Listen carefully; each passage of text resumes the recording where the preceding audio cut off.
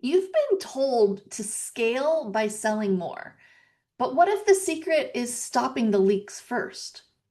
I'm talking with Michael Barbarita, and he's revealing the CFO level moves that unlock freedom.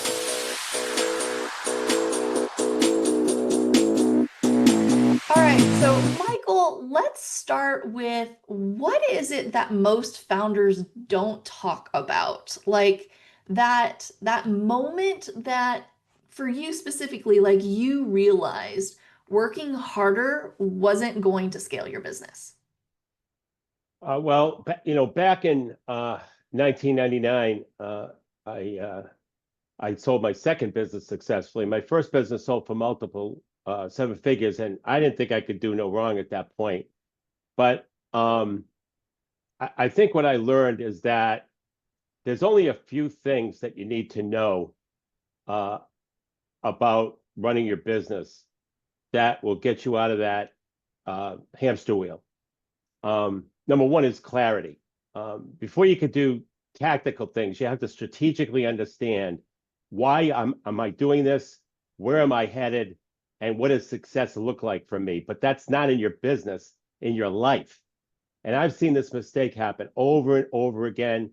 And it might be happening to some of the listeners right now where you're so excited to make your impact in the world that you go out there and you start this business, and all of a sudden you're fitting your life around this business thing that you created. And the way it's supposed to work is that you're supposed to create the life you want and then let the asset, which is the business, serve you, allowing you to get to that life. And that's what a lesson that I had to learn that I didn't know. Um, Would you say when there was there like an emotional cost of running Ski Town USA before you had your own shift with that? um, yeah, definitely, because when you're running your first business, that happened to be my first business. When you're operating your first business, it's a lot. It is a lot, and you're responsible. At least you feel like you're responsible for everything. Um, and you just have to uh, develop the organization so that there is some type of chain of command, and every responsibility is covered underneath you. That's really the objective. But that took a while for me to figure out. Believe me, um, I was doing everything and just going out of my mind. But yeah, totally. But once you understand that clarity thing, and then you're able to understand that, you do need a step-by-step roadmap.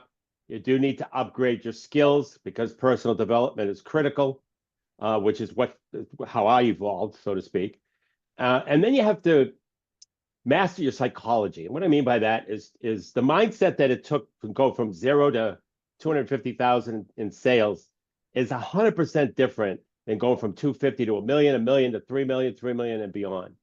Um, and uh, and the business doesn't grow unless you do. So you have to. It's that mindset that has to change at each stage of your growth that really is separates the men from the boys, and really helps you develop the business much better. But if you have a scarcity mindset, it's kind of troubling. One of the stories I have is that when I was in that ski business, one of the things that I implemented that my competition wasn't doing was what's called a ski guarantee. You see, the problem the customer had in the ski industry is that they never really knew if the ski they were being sold was the right ski for them. So we implemented the ski guarantee: ski the ski three times. You don't like it, bring it back for a brand new pair, and keep bringing it back until we get it right. And when I presented that to my staff, they said, "Oh my God, what are you, nuts?" Because there's going to be thousands of pair of skis coming back. We're going to lose a ton of money. The customer's going to take full advantage of us. And we're going to have a lot of extra work to do with all these returns. Well, we sold 8,000 pair of skis the first year we implemented it, a 25% increase from the previous year. Only 8 came back. The next year, 11,000 pair, 14 came back. And yeah, Yeah, that's not a whole lot of extra work for the no, team. No, it's it wasn't. My mindset was, number one, my competitors wouldn't do it in a million years. And all the customers really wanted was a great ski experience. That's all they wanted. That's all they wanted. That's crazy. I love that. So that's definitely like something unexpected outside the box, something your competition's not doing. And they didn't do it once it was successful either, which is amazing. Really Didn't never interesting. did it. Yeah. Well, I want to kind of jump on over and talk about like the money that most businesses are essentially bleeding out and they don't even realize. Is there like a number one hidden financial leak that you see across all of your clients? Well, across my clients, it happens to be collections and terms. Collections, terms, uh, I guess, and that's really it. And let me explain. So, from a collection standpoint, they really don't follow up on it or have a mechanism for following up on receivables.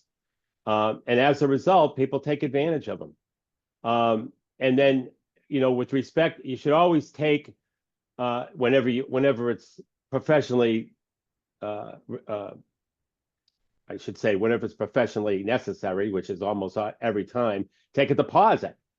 And then, your terms, you set the terms. Your customers don't set the terms. So if it's, 30 days, you expect to be paid in 30 days. And if you're not, that's when you have to start following up and make the calls. And also, what I also do is I give them a 10-day demand letter. After 35 days, I give customers a 10-day demand letter where it shows what they owe plus an interest expense, 1.5% a month, and that they will go to collection within 10 days if um, if they don't pay. And I send that certified mail, return receipt requested, so it looks very like something people have to pay attention to. And I get paid at least 40% of the time on that letter before I send somebody into collection. So it's worked very well. Customers just fall asleep sometimes. And by the way, 50% of the time they'll pay that interest that I put on that 10-day demand letter. Really? They Yeah, they will or will not? they will. Well, will and will not. It's half and half. Yeah. Half of that 40% will actually pay the interest. Huh. Interesting. Yeah. Okay. Now, I know a lot of people talk about like profit first. Is it enough? Is it not enough in this day and age? Like, do we need to be still kind of keeping that mindset?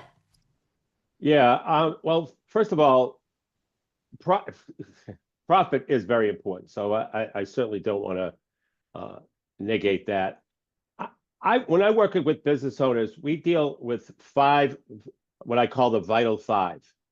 Uh, and this is something that should burn in every business owner's memory. Sales, what their sales are, gross profit percent, net profit, and their current cash balance. And if they could do that like on a weekly basis and know those numbers, it will help about 75% of their total decision making. So with respect to profit, there's no question that profit, the number one criteria. And when you forecast, you shouldn't really start with forecasting sales. You should start with forecasting net profit, uh, and then work up. And but it is very critical. Obviously, it's the lifeblood. In addition to cash flow, it's the lifeblood of a business. And so, if any particular program or uh, process includes profit first, I think that's important. I think it's important. So I wouldn't negate that. I have a different approach because business owners hate the numbers and the data. Oh my God. It's so true. Yeah. And so that's why I try to keep it to five numbers so that, at least 75% of the time they can make the right decisions. And then we go into a little deeper with a couple of other metrics. Once again, nothing too crazy. I'm a big believer in helping the business owners understand their financials through metrics, which are financial parameters that evaluate the performance and productivity of the business, because it helps them understand their financial statements better, and it's a little easier for them to understand versus, going through all the mechanics of a balance sheet. It'll drive them crazy. Do you have an example or somebody who's implemented it? Yes. What happened? So, for example, in the trades, one of the metrics that I always look at pretty closely is sales per direct labor hour. So it's simply sales divided by direct labor hours. And what I can tell from that metric is either the pricing is too low or too high, A, or B, their efficiency is too low or too high. And so by understanding that metric and looking at it over a period of time and making comparisons, we can tell whether it's pricing or efficiency or both. And so that's just one example where the business owner doesn't have to go deep into the financials to see if the operation is running effectively. They could just look at a couple of metrics and see that it is or it isn't. Something as simple as labor percentage helps the business owner along those lines as well. That's a metric that identifies what are the dollars in labor divided by the sales and what those are. But that's something that business owners should know right off the top of their heads, along with the vital five. Okay. And I know you talk about something along the lines of conversion formula. Yep. What is that, and why does every business need it? Well, when I was doing research for my book, I found this thing from 1931 that resonated from me, and that the keys to successful marketing evolve around two major emotions. Number one, the problem the customer has and doesn't want. Number two, the solution they want, they can't find. So what we did when we wrote the book is we created a formula called the conversion formula. And it's a four-part formula, and it has to be done in the right order, otherwise it doesn't work. And you have to think of it like water. Water is H2O, 2 parts hydrogen, 1 part oxygen. If I gave you 1 part oxygen, 1 part of hydrogen, you don't have water. So it's a formula, and it starts with what we call captivate. Captivate is the problem the customer has and doesn't want. They might have a problem with the industry, like for example, in the construction industry, people show up late, is kind of a problem people have. People don't come when they're supposed to. If they're supposed to start Wednesday, they don't show up. They make a mess of the house. All of that. There's a number of problems, perception problems that people have with an industry. And it's really important that you go after those and identify the problem that the customer has. So captivate is that first step of the formula. It's the headline. It's the first thing that you say, or when it's the first thing somebody sees when coming in contact with your brand. The second part of the formula is called fascinate. Fascinate is the solution they want that they can't find. So once again, the keys to successful marketing that I found all the way back to 1931 that resonated was problem, solution. Captivate, problem, fascinate, the solution. And usually when you have the right captivate and fascinate, you got their attention. Now you have the time to educate them on why your solution is superior to the competition. And then you have to hit them with an offer. That's the fourth component. So it's captivate, fascinate, educate, close. And you have to hit them with an offer that's so compelling and so irresistible that the prospect can't turn it down. And there are 5 components to a compelling offer if we have time to go through those. But that's your call, Shay. Well, sure, if you want to mention them real quick. Yeah, sure. So the first component of a compelling offer is scarcity and urgency. Scarcity is there's only 3 left. Urgency, this offer ends by Friday. That's scarcity and urgency. Second is risk reversal, like I did in the ski business, the ski guarantee. That was a risk reversal. Third is adding more value to your product or service. When I was in the frozen cookie dough business, the problem the customer had, notice I always go there, the problem the customer had was they didn't want to waste valuable oven space baking cookies, but they wanted cookies as an add-on sale, but they didn't want to waste space in their oven. If you're a pizza parlor, you want to bake the pizza, you don't want to deal with any cookies. So we gave them a free convection oven with the purchase of every opening order. And we believed in our product. We understood the long-term value of a customer because our average order value at the front end was only $50 and the convection oven cost us $200. but we understood the long-term value of a customer as well as we believed in our product, and it worked famously well. It opened a lot of doors, even some international doors. The fourth component of a compelling offer is packaging and bundling products and services together. When I was in the ski business, everybody packaged skis, bindings, and poles. But what we did is we took the most popular ski graphics, went over to the clothing department, and matched those graphics with a Parker pant, sweater, and hat, and packaged them together. It flew out the door. It created an irresistible offer because when the prospects saw their skis matching with all of their outfit, it was just like, woof. And no one ever copied that as well. The fifth component of a compelling offer is being indifferent and disconnected to the outcome. Lots of times, salespeople are so connected to the outcome that it's so obvious that the prospect knows that they're out for themselves and not for them. Mm-hmm. And the other thing about that is being transformational, not transactional. We have to identify the number one goal of the prospect. And that if we keep going back to the number one goal, that makes your product transformational. Hmm. Fascinating. I know you've said in the past that messaging is just as important as metrics when scaling. Can we kind of unpack that a little bit? Well, the conversion formula is certainly that, and that's the reason, because clients will come to me, Facebook isn't working or this isn't working, and I said, well, I always say let's look at our messaging, and of course, it's not following the conversion formula. It's all what I call I hope so marketing, where the customer is saying I hope so when they look at your site, meaning great service, highest quality, great location. Well, I hope so. I mean, why would I do business with a company that has low quality and low, why would I do business with that? So that's usually the reason why the messaging fails, because it's all I hope so stuff. When you think about it, if you went to, you could go to 5 to 10, you could go to as many websites as you want, and all you'll find is I hope so marketing. And so to me, getting away from that, using the conversion formula, and the other thing to identify is outside perception versus inside reality.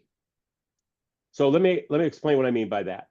In most businesses, the inside reality is tremendous. They have tremendous service. They have a very efficient operation. They are very reasonably priced. Their customers love them. But the outside perception is that they're like everyone else. Mm. And so our job as business owners is to make sure the inside perception matches the outside. I'm sorry, the outside perception matches the inside reality. And that's where messaging comes in. And that's why messaging is, in my view, is so much more important than being here or being there. Being here, being there, that's tactical marketing. Strategic marketing is the messaging. Yeah, totally makes sense. Well, I want to kind of take a look at if people are, let me ask it a different way. What would you say is the most uncomfortable truth you wish every business owner would confront sooner?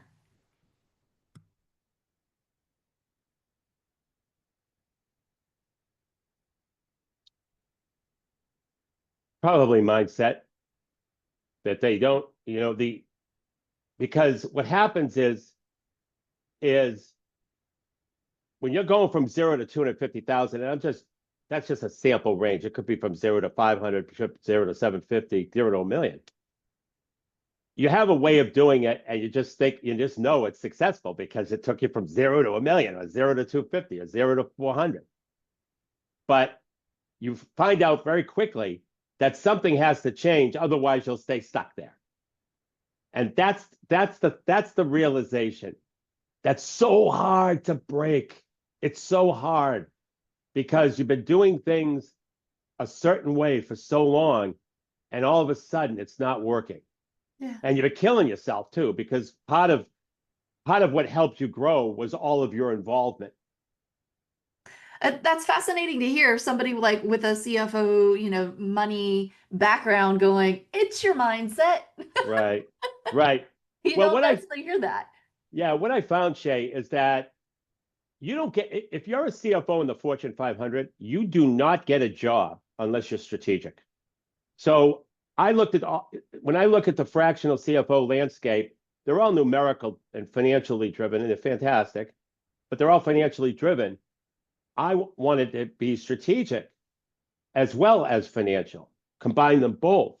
Because if you're, like, once again, if you're a CFO in the Fortune 500, you better know strategy. Otherwise, you're not getting a job. So being strategic is really important to our business and the way and the approach that I take with clients. Hmm. Is there any kind of truth that you find yourself repeating that most people just resist hearing? Oh yeah.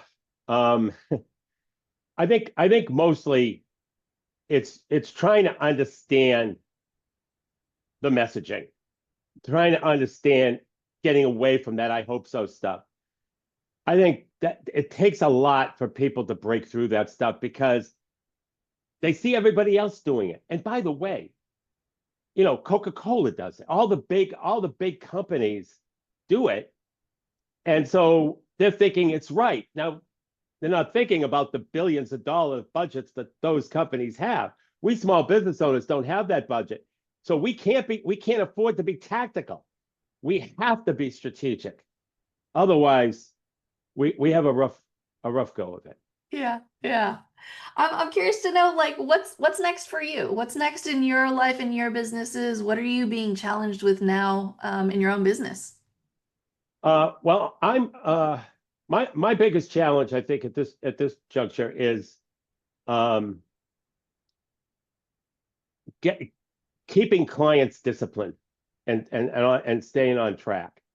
I think that and they're willing to stay because they know they're making progress, but it's getting them to go a little faster and keeping them on track because they like to drift back to, let's say, oh, just an example, I hope so marketing. They like to drift back to that, right? We teach them this messaging and the conversion formula.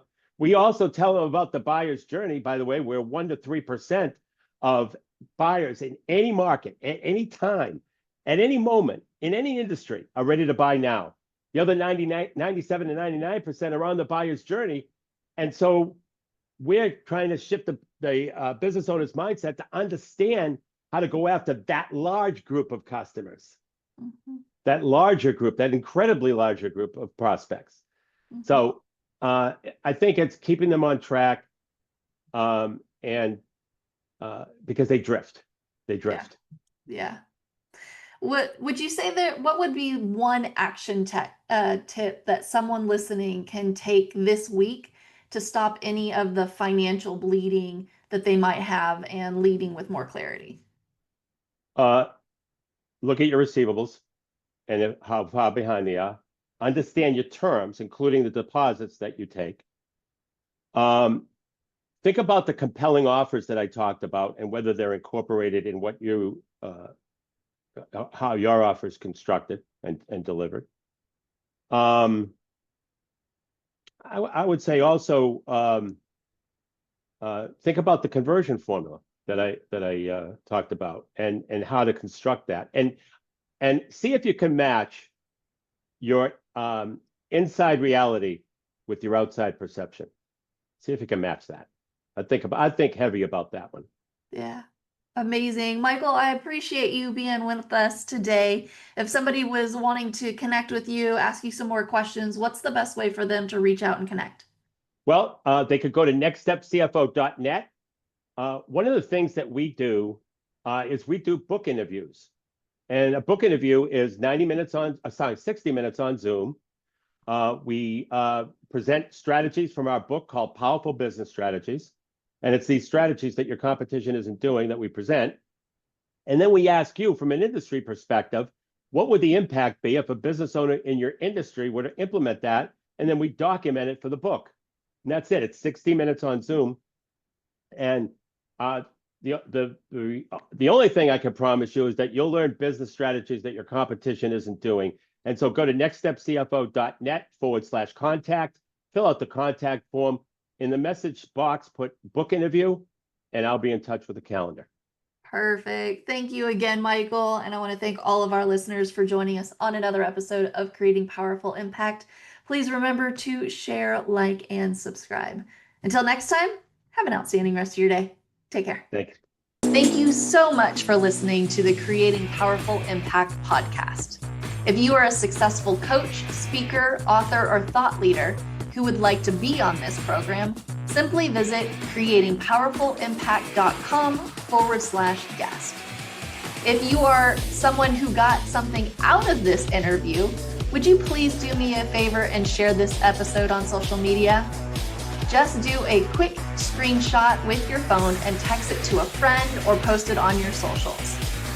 Also, if you know somebody that would be a great guest, tag them on social media to let them know about the show and include the hashtag Creating Powerful Impact.